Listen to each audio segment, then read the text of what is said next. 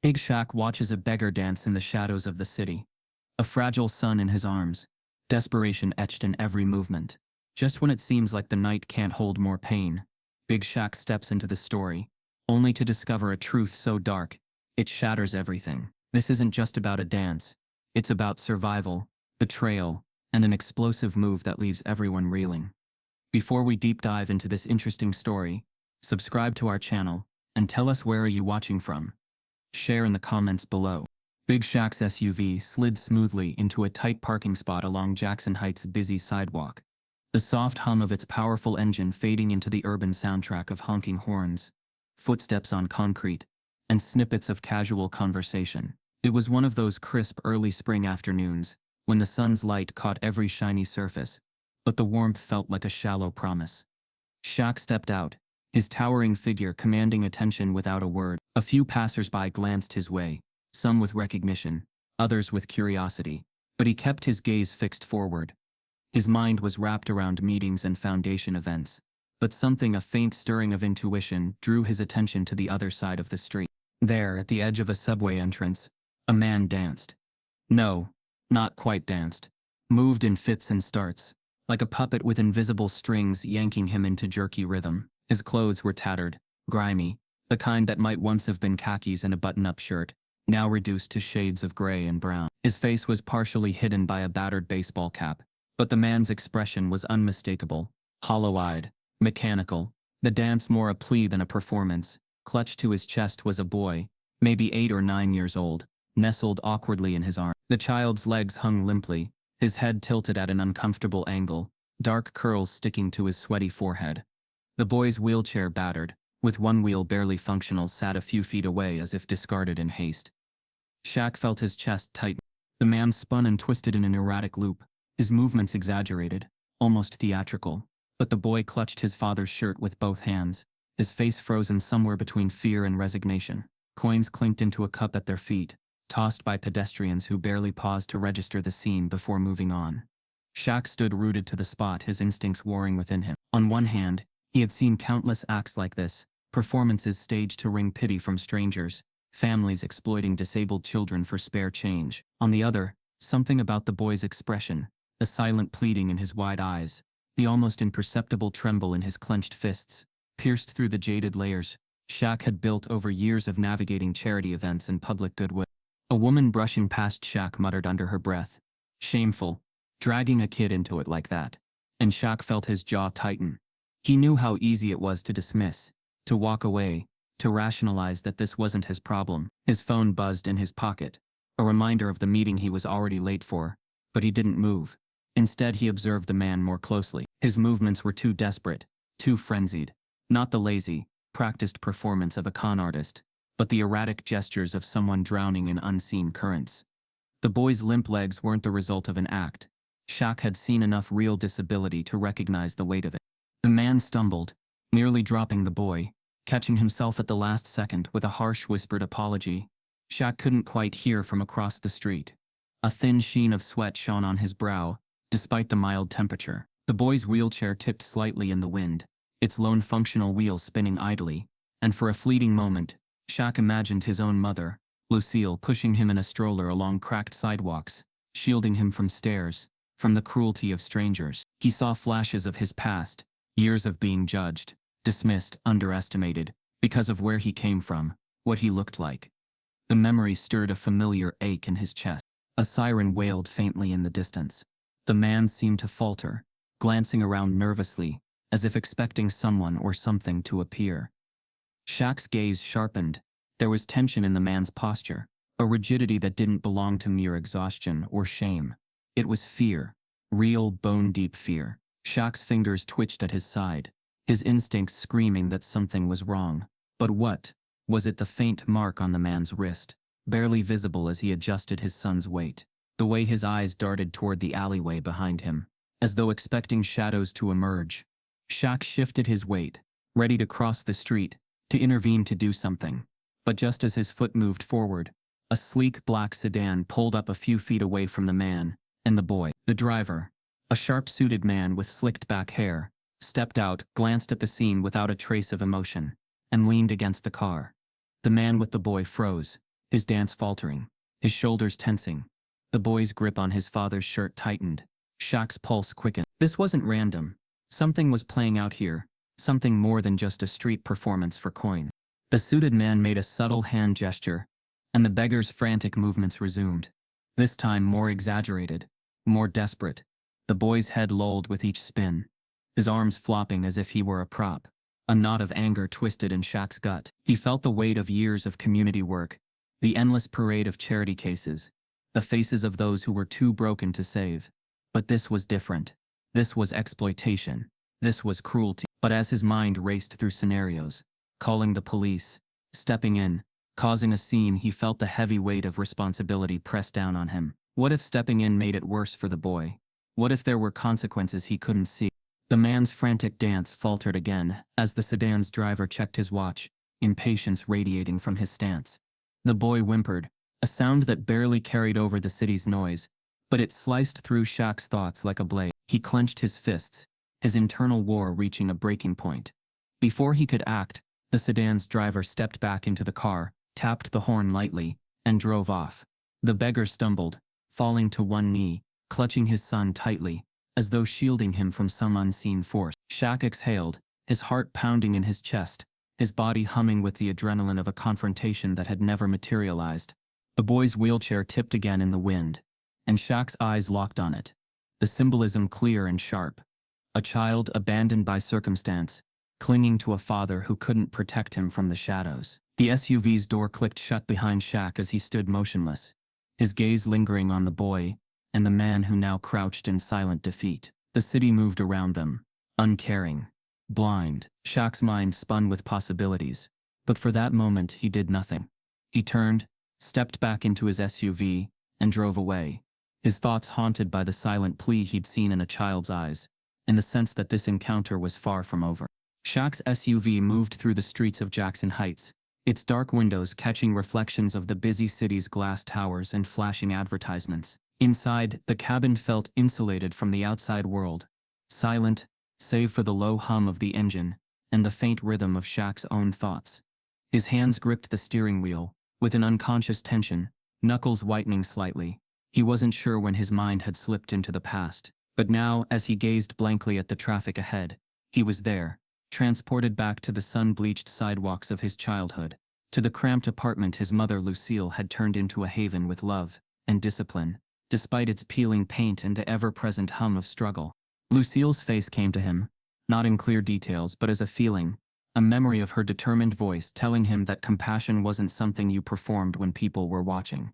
It was something you lived even when no one saw.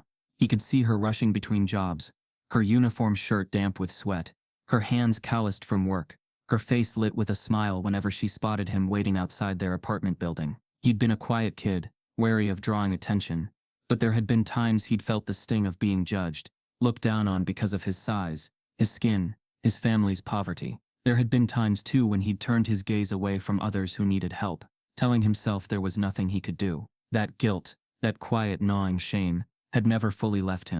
The image of the boy in the wheelchair flashed through his mind. His fragile limbs, the wide, frightened eyes, the way he had clung to his father's torn shirt, as though it were a lifeline. Shaq's foot hovered over the gas pedal, his heartbeat uneven. The city's sounds were a muffled blur behind the glass, but inside the car he could hear the faint echo of his mother's voice from years ago, asking him softly, "What's the point of being big if you don't stand up for the little ones?"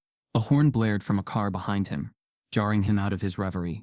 He realized he'd been sitting at a green light for too long, and with a sharp exhale, he pressed the gas, the SUV lurching forward into the flow of traffic. But his hands trembled slightly, and he couldn't shake the thought that he had just driven away from something, or someone that needed him. His gut twisted in a way that felt both familiar and unwelcome, a pull he hadn't felt in years.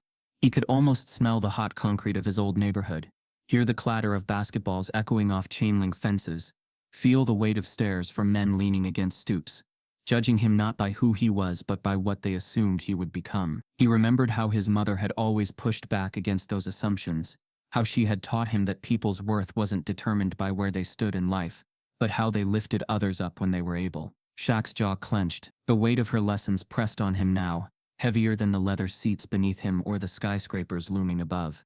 As he turned onto a quieter street, the traffic thinning out, he caught a glimpse of his own reflection in the rearview mirror. His face looked older, tired in a way he hadn't noticed before. He saw not just the man who had built an empire from talent and charisma, but the boy who used to watch from behind cracked windows as his mother gave her last dollar to a neighbor in need. The boy who had once vowed never to forget what it felt like to be invisible. And yet, today, he had driven away from that boy in the wheelchair. The boy who might not have another champion if Shaq didn't turn back. His mind replayed the scene like a loop he couldn't escape. The frantic, jerky dance of the man, the hollow terror in his eyes, the presence of the sleek sedan, with its silent, observing driver. Something about it all had felt wrong, not just desperate but orchestrated, manipulated. Shaq wasn't naive enough to think every plea for help was honest, but he also knew there were layers to desperation that even he couldn't always read at first glance. His pulse thudded against his throat as he remembered how easily the city swallowed stories like this, how quickly the world turned its gaze away from those too broken, too inconvenient to help.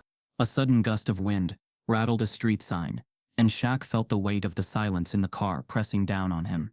He rolled down the window slightly, letting the cool air wash over him, as though it could clear the haze of doubt, clouding his thoughts. But the air carried with it the distant sounds of sirens, the echo of footsteps on pavement, and the faint haunting rhythm of a child's unsteady breath. His stomach tightened. He couldn't shake the certainty that something terrible was coming, that his choice to drive away was a thread in a tapestry of consequences he couldn't yet see. His phone buzzed again, this time a message from his assistant reminding him of the charity gala scheduled for the evening. His eyes skimmed the words, but they blurred against the backdrop of his thoughts. He felt the pressure of expectations, the weight of his public image, the endless pull of obligations that came with being Big Shaq. But none of that mattered now. Not when he could still turn back. Not when there was still a chance to be the man his mother had raised him to be. Shaq pulled over to the side of the road, his hands trembling slightly as he shifted the SUV into park.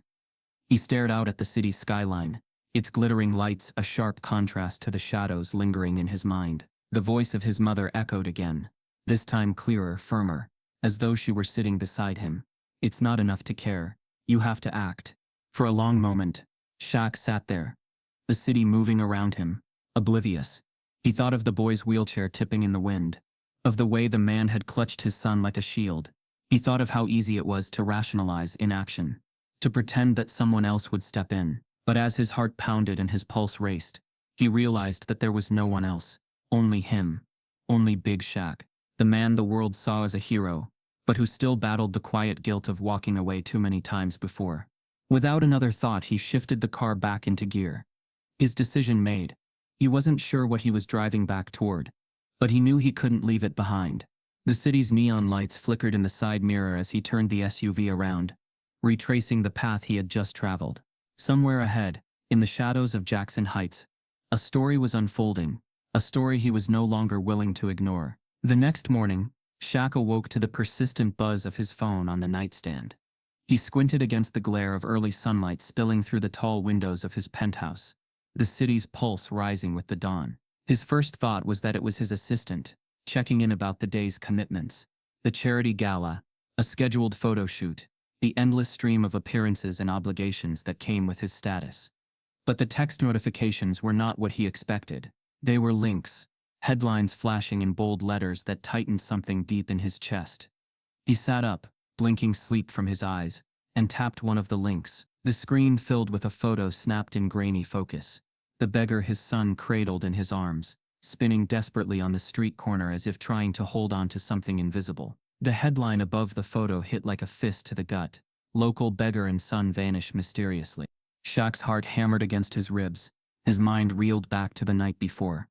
The sedan pulling up, the impatient gesture from the suited man, the beggar's trembling form as he clutched the boy. He could almost feel the cold air whipping around him again, hear the subtle pleading whimper that had carried across the street, the unspoken plea in the boy's wide eyes. He hadn't imagined it. Now the city was buzzing with the news of their disappearance, but the coverage was already being framed as another case of urban neglect, another tragedy swallowed by the machinery of a city too busy to care. No witnesses, no leads, the anchors said. Their voices were smooth, professional, a detached cadence masking the weight of the story. To the public it was just another sad headline, a footnote to the chaos of daily life. To Shaq it was a punch to the soul.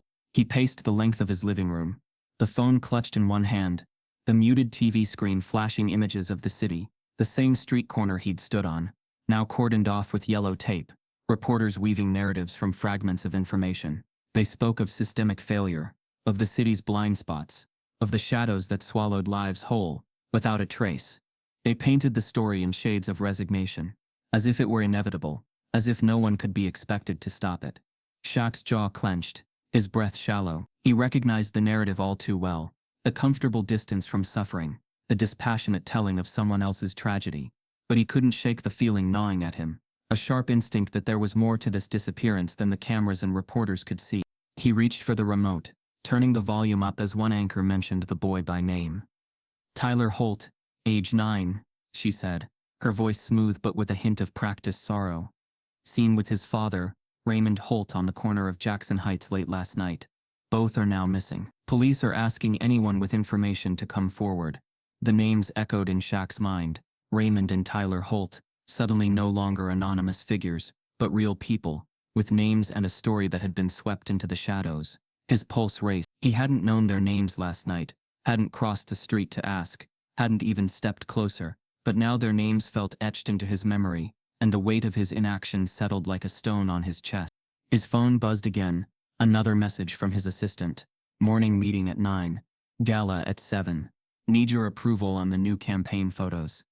Shaq ignored it, his thoughts tangled in the unresolved threads of the night before.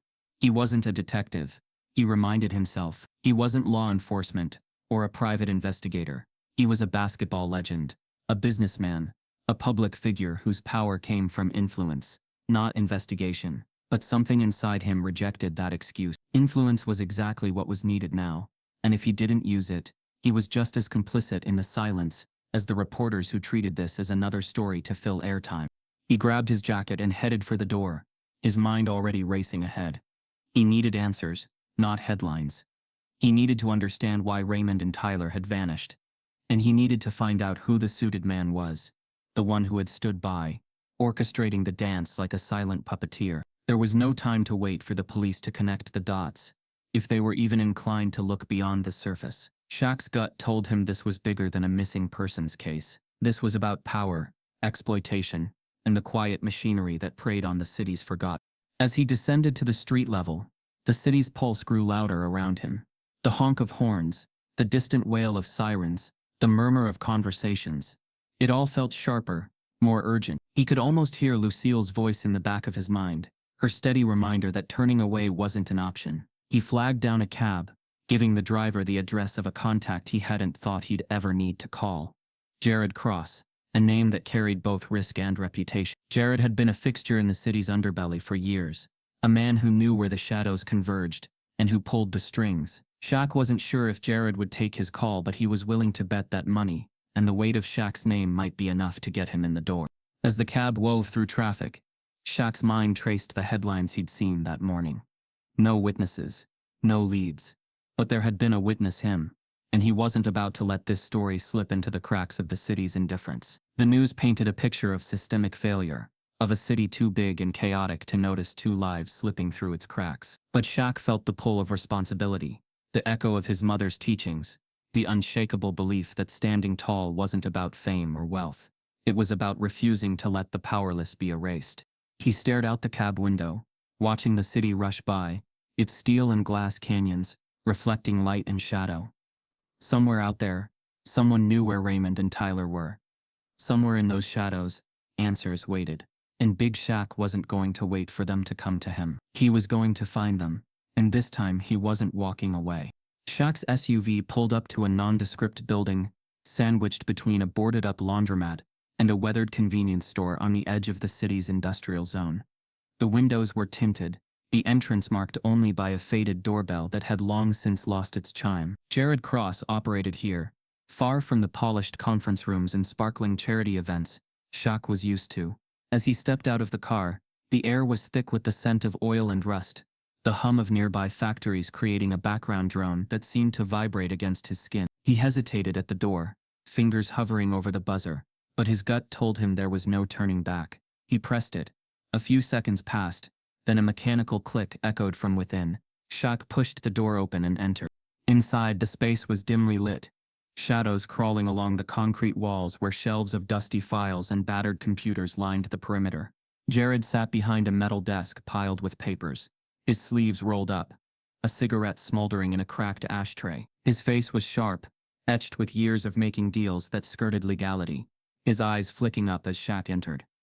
"Didn't think I'd see you here," Jared said, voice low, half amused, half wary. "What brings Big Shaq into my slice of nowhere?" Shaq didn't waste time. "Raymond Holt and his son, Tyler. They're missing. I need information. And I need it fast."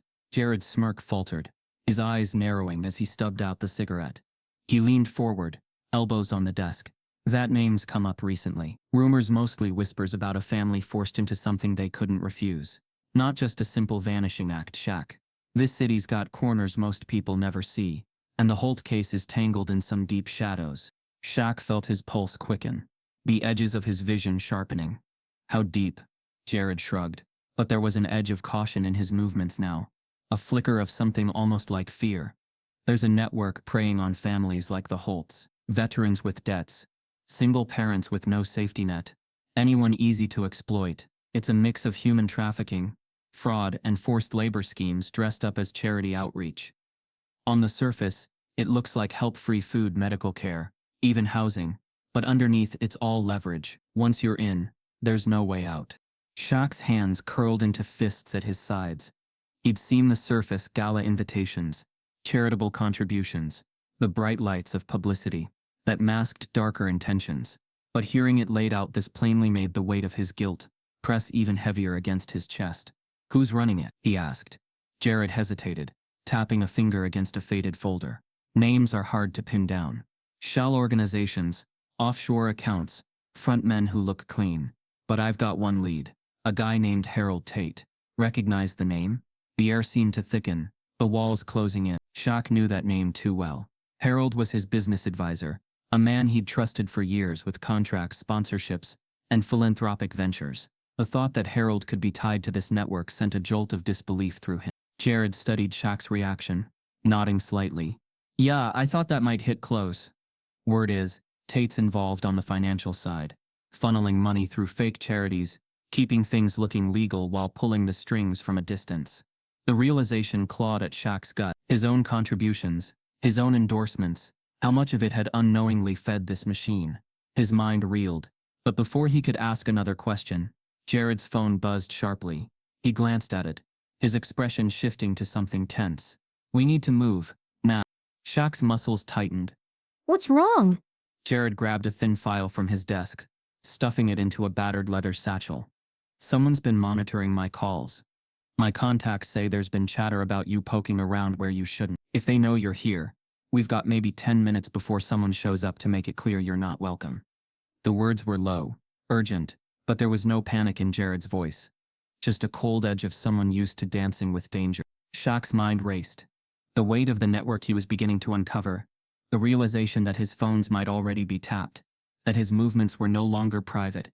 It all slammed into him like a freight train. His instinct screamed to run, to retreat to the safety of his penthouse. But the memory of Tyler's wide, frightened eyes anchored him. If he backed off now, he'd be just another man who saw the cracks in the system and chose not to look too closely. "Let's go," he said, his voice steady despite the tremor in his chest. Jared nodded once, grabbing his jacket. They exited through a side door that opened into an alley choked with the smell of damp concrete and rotting trash. Shaq's SUV was parked a block away, but as they made their way toward it, Jared slowed, his head tilting subtly. "We're not alone," he murmured. Shaq felt a prickle along his spine. A sleek black car, similar to the one he'd seen near the beggar and his son, was parked just a few spaces down from his SUV. Its windows were tinted, engine idling. Jared pulled Shaq into a recessed doorway, voice low. "They're watching you. They're not going to stop with threats." Shaq's mind churned with possibilities.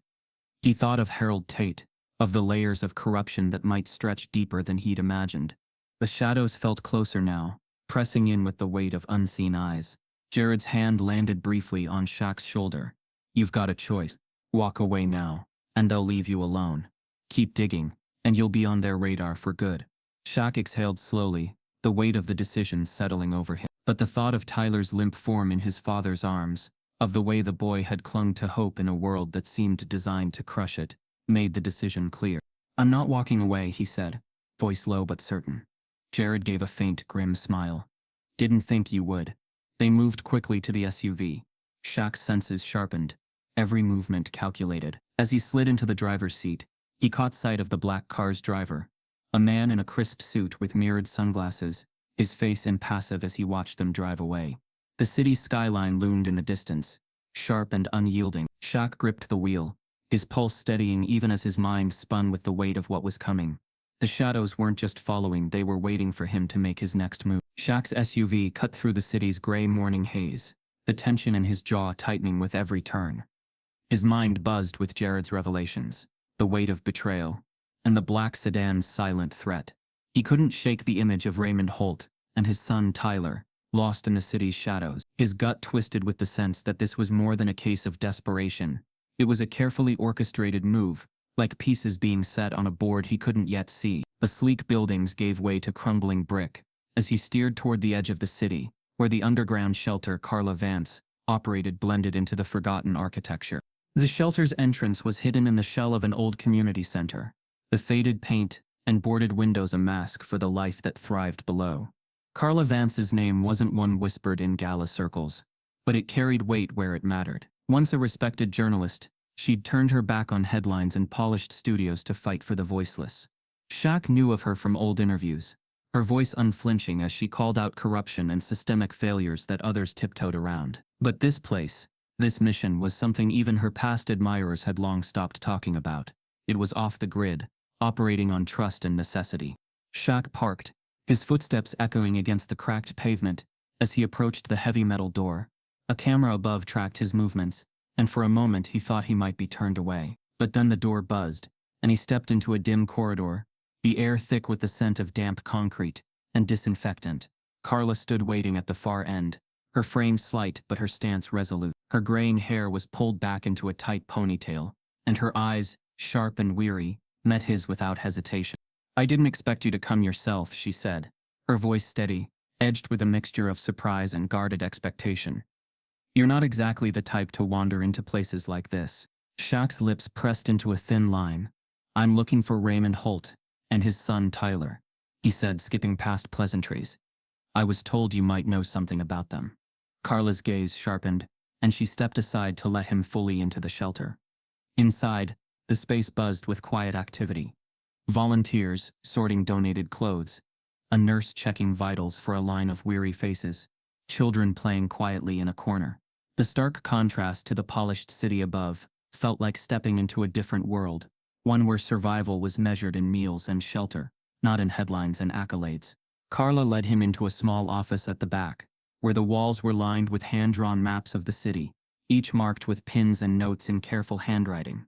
"Raymond was one of us," she said, her tone quiet but firm. "A good man, broken by the system. He was a Marine, decorated, disciplined, but after his wife died, everything unraveled. He fell through every crack, and Tyler's condition only made it harder. Cerebral palsy isn't just a diagnosis, it's a weight he carried alone."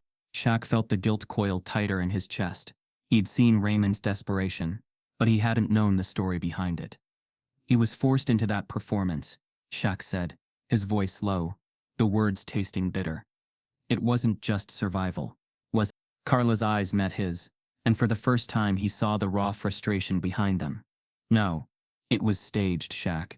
Someone's pulling strings, forcing people like Raymond into public sympathy acts, draining them dry, then discarding them when they're no longer useful. The charities they funnel money through look clean, but they're just a front.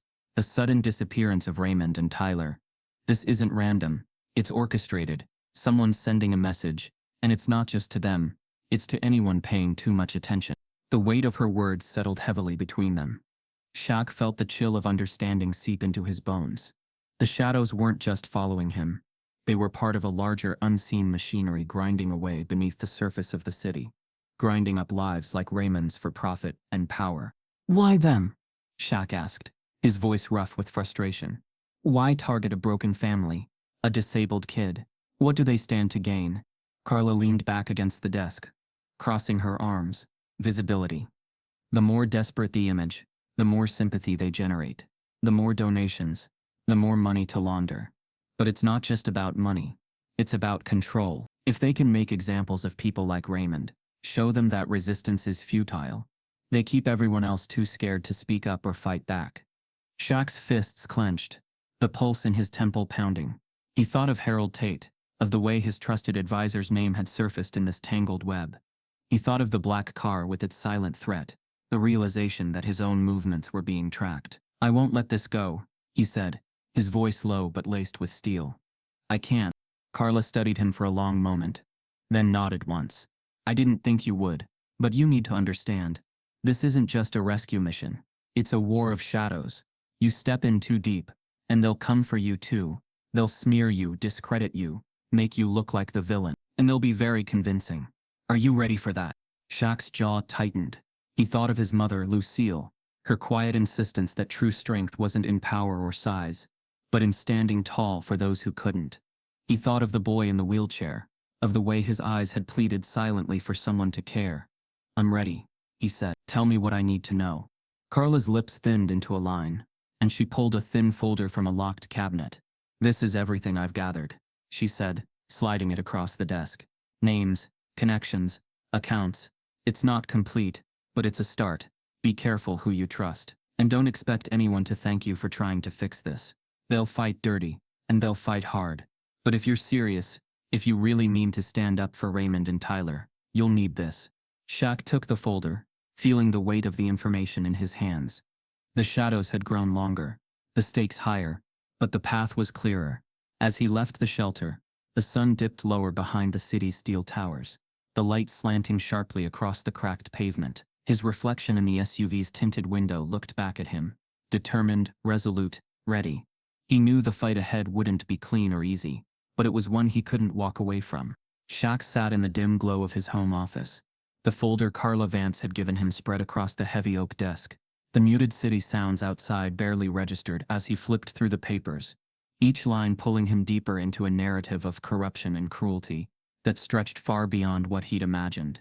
Names, dates, transactions, all meticulously recorded and disturbingly clear. The pieces of the puzzle began to click into place, and with each connection a sick feeling tightened in his gut.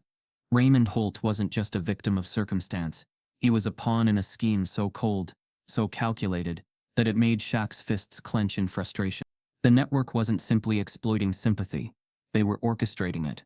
Raymond's past as a decorated Marine had been twisted into a marketing tool, a tragic backstory to pull on heartstrings and loosen wallets. The videos of his desperate dancing on street corners weren't candid snapshots of poverty. They were directed scenes in a dark, manipulative play. Each coin dropped into his cup, each dollar slipped into his hand, wasn't a step toward hope, but another cog in a machine designed to enrich others. The real recipients of the money weren't families like the Holts. They were nameless entities hiding behind layers of corporate structures, false charities and shadowy organizations that turned human suffering into financial gain.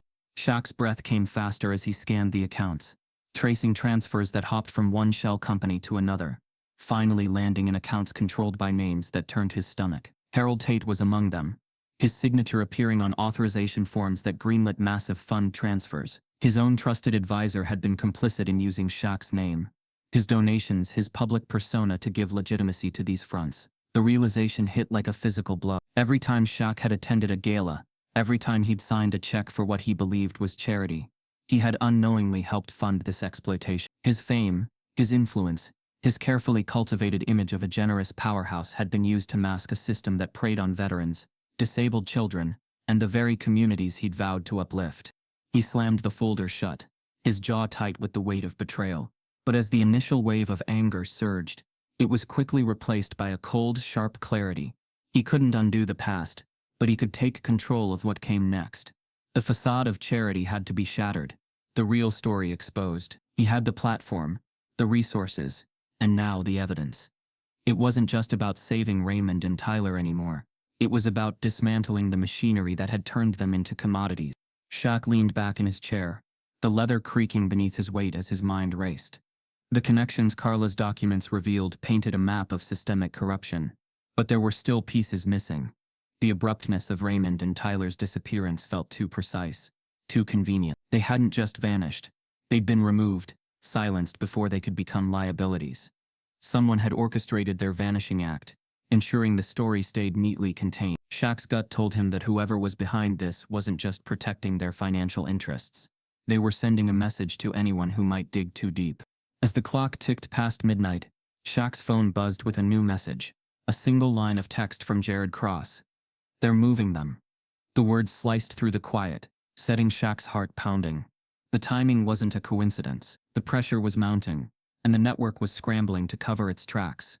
If they were relocating Raymond and Tyler, it meant there was still time to intervene, but it also meant the danger was escalating. His thoughts raced as he considered his next move. He couldn't confront Harold Tate directly. The man was too insulated, too practiced at hiding behind layers of legality and plausible deniability. But there was another way. The upcoming charity gala, where the city's elite would gather, was the perfect stage. If Shaq could leak the right evidence, expose the fraudulent schemes in front of an audience that couldn't be ignored, he could dismantle Harold's operation in one decisive blow. The thought sent a surge of determination through him. He pulled out his phone and scrolled through contacts, until he found Jared's number. His voice was steady but urgent, as he spoke. "I'm in. We're going to bring this into the light.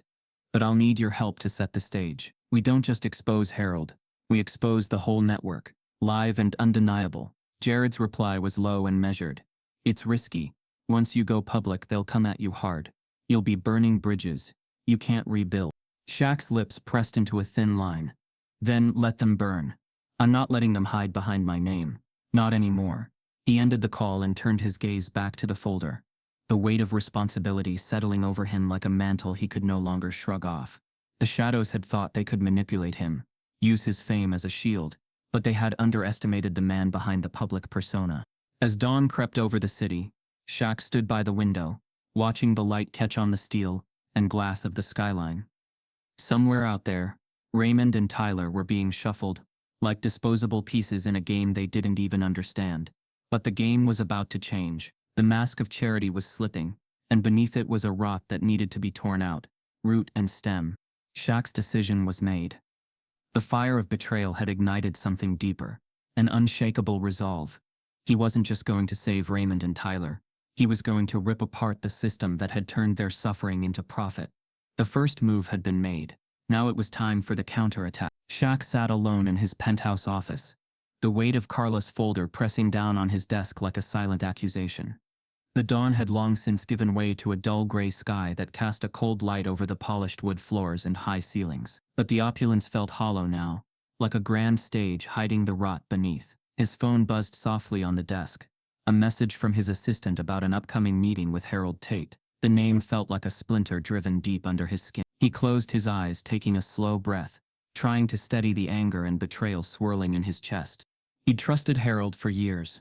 They'd built empires together, navigated endorsement deals, philanthropic initiatives, the public image of Big Shaq as not just a sports icon, but a beacon of integrity. Harold had been at every gala, every charity event, always the one with the calm voice and the steady hand. And now, with Carla's evidence laid bare in front of him, Shaq saw the mask Harold had worn, a polished veneer hiding a man who had siphoned off his trust, his money, and his name to feed a machine of exploitation. The funds meant for outreach programs, housing for veterans, support for children with disabilities. It had all been laundered, filtered through false charities and shell companies, twisted into something unrecognizable and ugly. Shaq's fist clenched on the desk, knuckles white. His mind replayed moments he'd once dismissed. Harold's evasions during board meetings, the sudden hush around certain charity audits, the way his trusted advisor had always guided him toward high-profile projects with low visibility into the actual work being done. He felt sick. This wasn't just about Harold betraying his trust.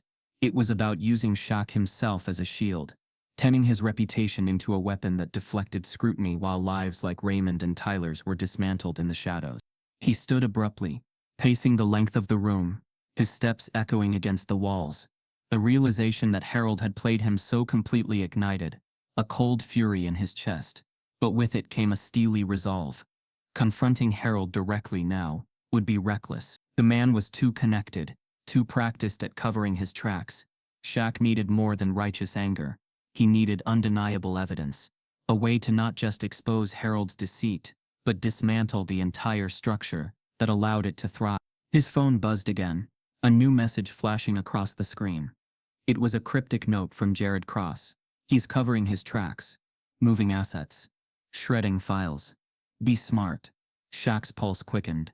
Harold must have caught wind that someone was digging too deep, and now he was cleaning house. If Shaq didn't act soon, the evidence he needed to bring the operation down could vanish.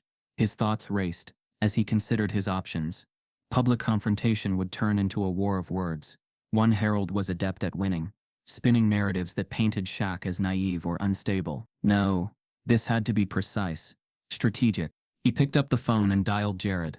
The line connected with a crackle. Jared's voice low and tense. You've got a window, but it's closing fast. Harold's already started transferring the offshore accounts. If you want to hit him where it hurts, you need to catch him in the act, and that means baiting him into making a move he can't explain away. Shaq's jaw tightened. How? Set the trap, Jared said. His tone clipped. He trusts you. Still thinks you're in the dark. Call him in for a private meeting. Act like you're worried about the bad press from the disappearance. Play the loyal front while I work the back end.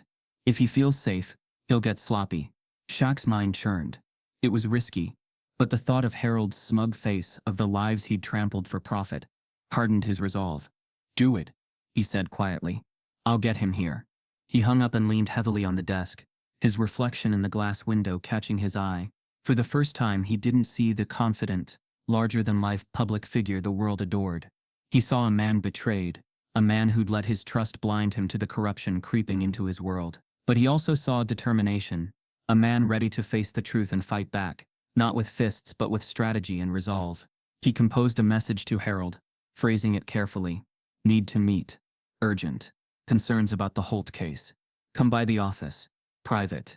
He hit send and stared at the screen, waiting. Minutes ticked by, each one sharpening the tension coiling in his chest. Finally, Harold's response buzzed through, smooth and unbothered. Of course. On my way. Shaq exhaled slowly, forcing himself to steady his breathing. He had to play this carefully. When Harold arrived, he'd need to mask the anger simmering beneath his skin, to present the image of concern rather than confrontation. But inside, his mind was already working through the next steps. Jared intercepting the financial transfers, Carla's evidence ready to be leaked to the press, the calculated dismantling of the network's facade. The hours dragged, each minute tightening the knot of anticipation. When the elevator finally chimed and Harold stepped into the office, he looked as polished as ever. Tailored suit, disarming smile. The practiced ease of a man who'd played these games for years. Shaq, he greeted warmly. I came as soon as I got your message. What's this about? Trouble with the charity again? Shaq forced a tight smile, gesturing toward the seating area. Yeah, I'm getting heat about the Holt case. Disappearances all over the news. Makes us look bad. We need to get ahead of this before it spirals. Harold nodded sympathetically, settling into the chair. Completely agree. Optics are everything. I've already been working on statements, tightening the narrative. You know how these things can snowball. Shaq sat opposite him, leaning forward just enough to suggest shared concern. You've always had a handle on this stuff, he said evenly. But we need to be sure. I can't have any surprises coming back to bite us. Harold's smile tightened slightly, a flicker of calculation passing behind his eyes. Of course. I'll make sure everything's clean. Shaq's heart thudded in his chest, but his face remained composed. He knew Harold was lying, knew the calm reassurances were a mask to buy time while he scrubbed the evidence. But what Harold didn't know was that Jared was already digging into the files, tracing the money, preparing the final blow. Shaq rose smoothly, extending a hand. Thanks for coming, Harold. I'll leave it in your hands to keep this under control. Harold shook his hand, the grip firm and practiced. You can count on me, Shaq. Always have. As Harold turned to leave, Shaq's gaze hardened, the silent betrayal a heavy weight in the air. But he let him walk away. For now, the trap was set. The mirror had cracked, and soon the man staring back wouldn't be able to hide from the truth.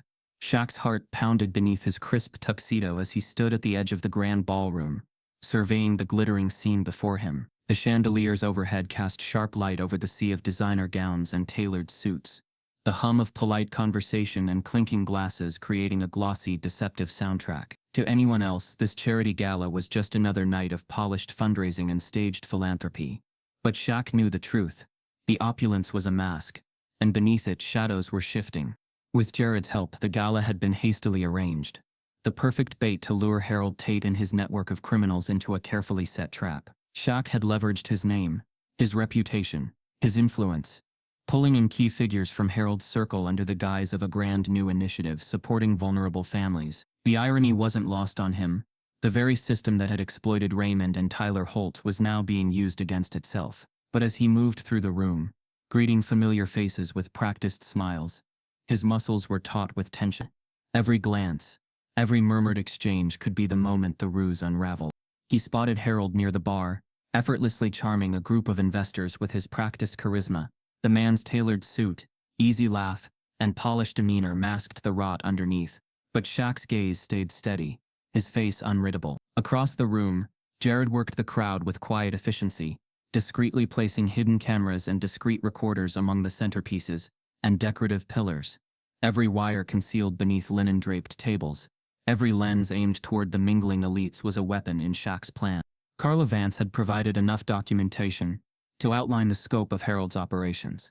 But it was circumstantial, hard to pin down in a public forum. Tonight's objective was to catch Harold and his associates in real time, to record them admitting to the fraud, to force their hand before they could fully cover their tracks. But as Shaq circulated through the gathering, his pulse quickened with the realization that this plan relied on flawless timing, and the stakes couldn't be higher.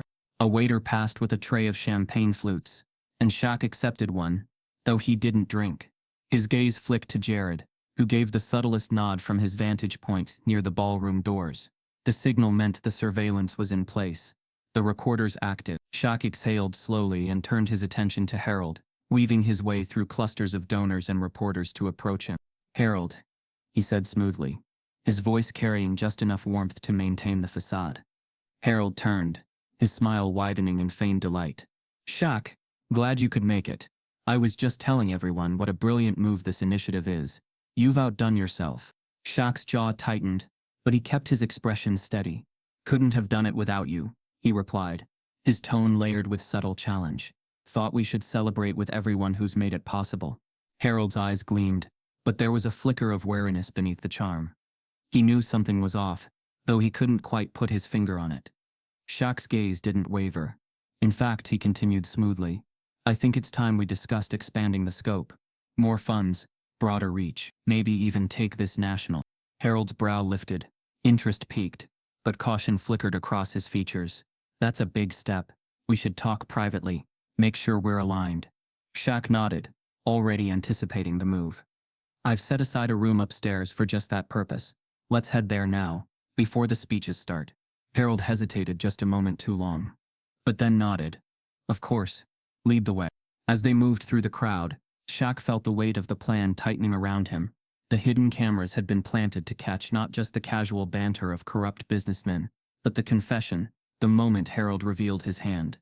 If it worked, the evidence would be undeniable. If it failed, everything including Shaq's reputation could crumble. They ascended a grand staircase to a private suite overlooking the ballroom, the heavy doors closing behind them with a soft click.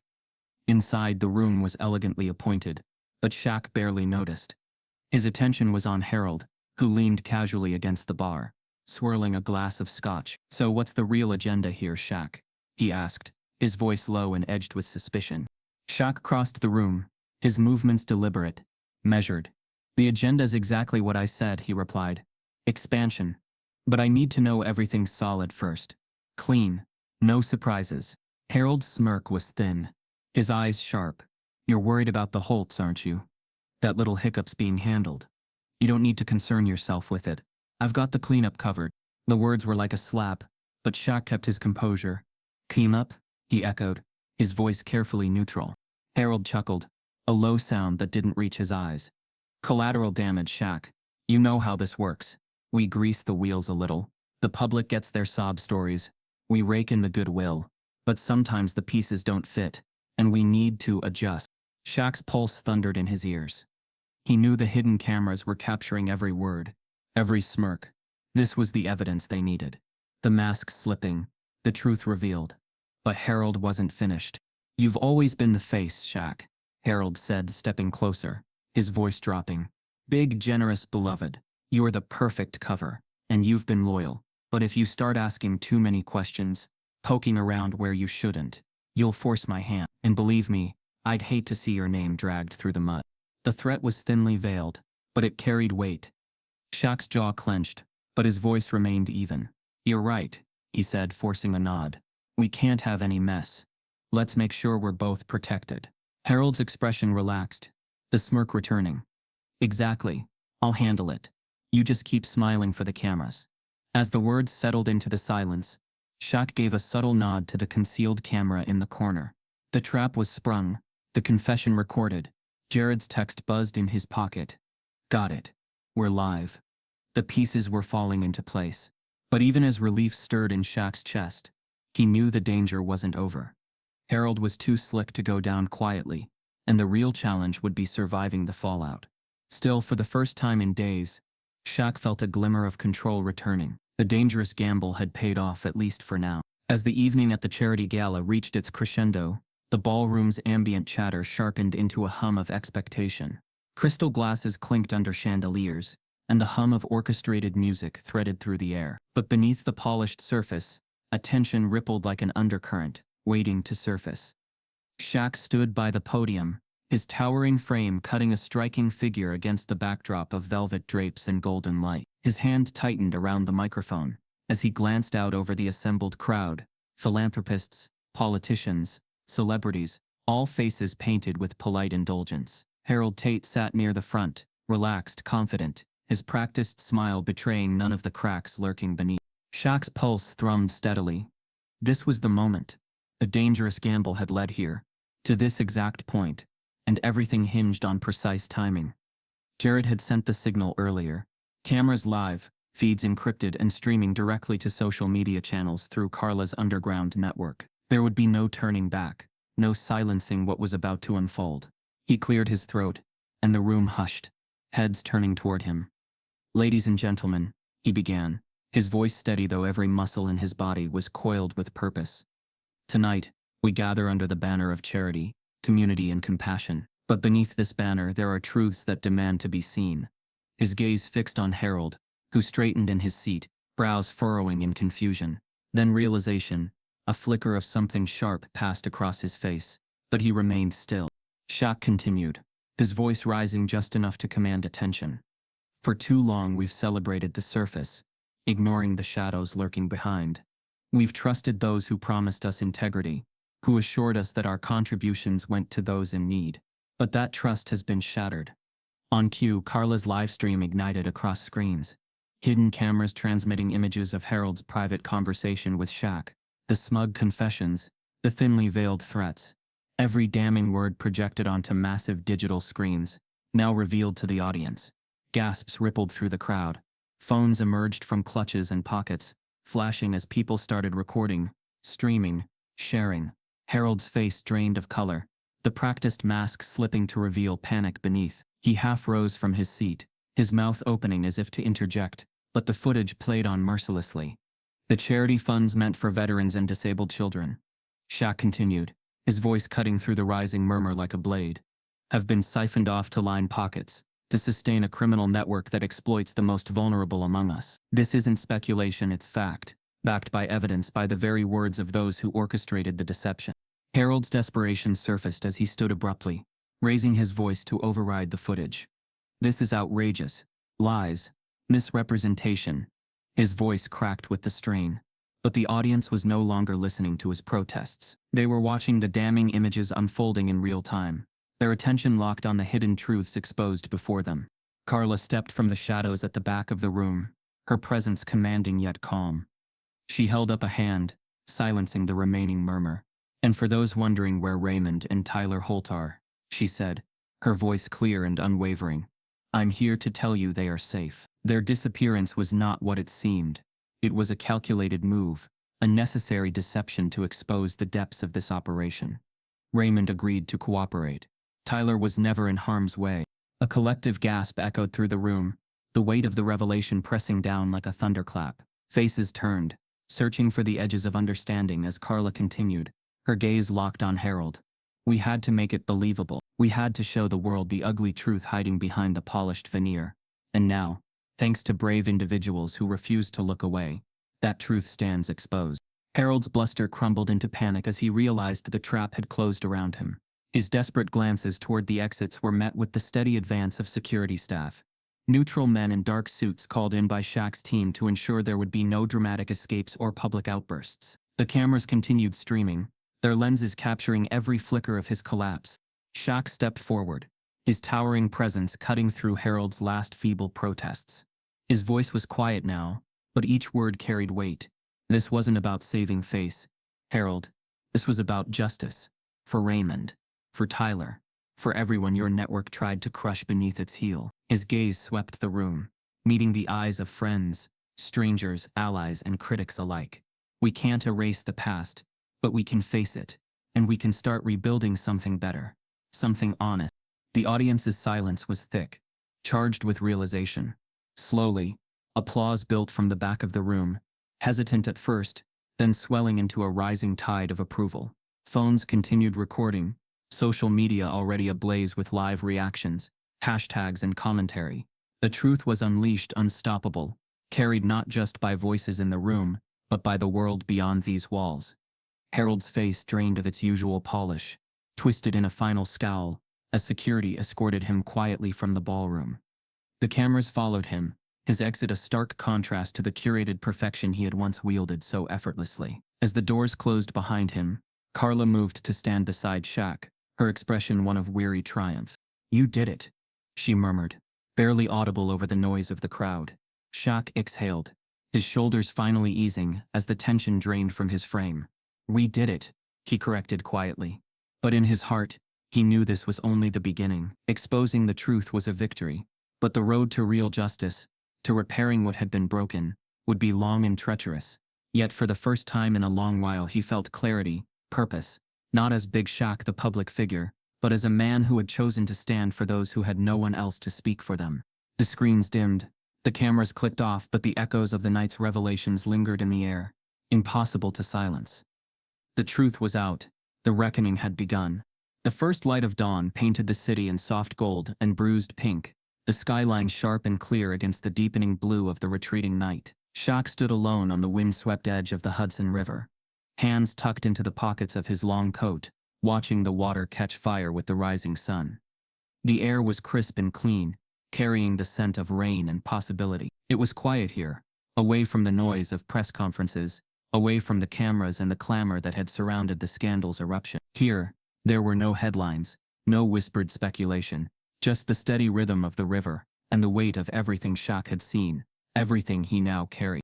The memorial for Raymond and Tyler Holt was simple, but its quiet dignity spoke volumes. A smooth granite bench bore their names, etched cleanly into the stone beneath a bronze plaque that read, "In honor of those who remind us of our shared humanity." Flowers had been left by strangers, some fresh, some weathered by wind, each one a silent acknowledgement of the lives once overlooked. Shaq's gaze rested on the plaque, his throat tightening with the memory of that first encounter, the boy's limp form, the father's desperate dance, the silent plea in wide, frightened eyes. It felt like a lifetime ago. He shifted his weight, drawing a slow breath, his mother's voice echoing softly in his mind. Lucille had always said compassion was more than an act. It was a choice, a commitment that demanded action. He realized now how often he had confused charity with compassion, how easy it had been to write checks and appear at galas, without looking too closely at the systems that chewed people up and spit them out. His mother's lessons were not about grand gestures but about staying present, about seeing the humanity in others, no matter how easy it was to look away. The past few weeks had changed him. The betrayal by Harold Tate had cut deep, not just because of the personal deception, but because it forced Shaq to confront his own complicity. His name, his wealth, his influence had been used to cover the exploitation of people like Raymond and Tyler, and that realization had shaken the very foundation of who he believed he was. But it had also galvanized him. He'd spent sleepless nights poring over Carla's files, working with Jared to ensure every piece of evidence was airtight, preparing for the fallout that would follow Harold's exposure. He'd braced himself for legal battles, for public scrutiny, for the inevitable attempts to rewrite the narrative. But now, as the first rays of sunlight bathed the city in light, He felt a quiet clarity settle over him. The truth was out, and though the road ahead would be fraught with challenges, he was no longer afraid to face them. He had made a choice, not just to expose the corruption, but to commit himself to the long, unglamorous work of building something better. Behind him, the soft shuffle of footsteps broke the silence. Carla approached quietly, her hands tucked into the sleeves of her coat, her expression thoughtful. "You're early," she said, her voice low, respectful of the stillness. Shaq nodded, his gaze returning to the river. "Couldn't sleep. Thought I'd come before the city woke up." She joined him at the bench, her eyes tracing the simple memorial. "They mattered," she said softly. "Even if the world tried to forget them, they mattered." They did. Shaq agreed, his voice rough with emotion. "And they're not the only ones. There are so many others, families, kids, veterans, caught in the same system. I can't undo what's been done, but I can make sure it stops here." Carla studied him for a moment, then offered a faint smile. "You've come a long way, Shaq." He gave a soft huff of laughter, though there was no humor in it. "Not far enough. But I've started something." He turned to face her fully, determination etched into every line of his face. "I'm launching a new foundation, one that actually helps, one that's transparent, accountable. It's going to focus on victims of systemic injustice, like Raymond and Tyler, like the families caught in the cracks. It's in honor of my mother, Lucille. She always said it wasn't enough to care, you had to act. I didn't really understand that until now." Carla's eyes softened, and she reached out, resting a hand lightly on his arm. "She'd be proud." Shaq swallowed against the lump in his throat. "I hope so." They stood in companionable silence, for a few moments longer, watching the river shift and shimmer under the rising sun. Finally, Shaq straightened, rolling his shoulders back, as if shedding an old weight. "I need to reconnect with my family," he said quietly. "I've been so focused on the public side of things, the image, the business, I forgot why I started all this. I need to show them who I really am. Not Big Shaq, not the brand, but me, the man who remembers where he came from, and why he can't walk away." Carla nodded. "That's the real work," she said, "the kind that doesn't make headlines but changes lives." Shaq's lips curved into a faint, genuine smile. Yeah, that's the plan.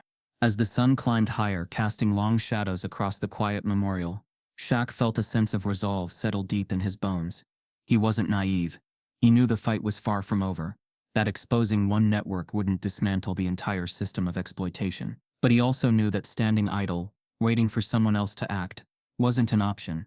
He would be the one to carry his mother's lessons forward, to honor Raymond and Tyler's memory not with hollow promises, but with concrete change. He reached out, his fingers brushing the cool granite of the memorial bench. "I'm sorry I didn't act sooner," he murmured, his voice barely audible. "But I see you now, and I won't walk away again." With a final glance at the sunrise painting the city in hope and light, Shaq turned away from the river, his steps steady, his purpose clear. The path ahead was uncertain, but it was one he was ready to walk. Not as a symbol, not as a brand, but as a man who had finally learned the true meaning of compassion over charity. Ready to stand with Big Shaq in rewriting the rules. Step into a story where compassion conquers corruption, where silent pleas spark action. The fight's not over. It's only just begun. Stay connected, stay aware, because the next chapter's yours to help write.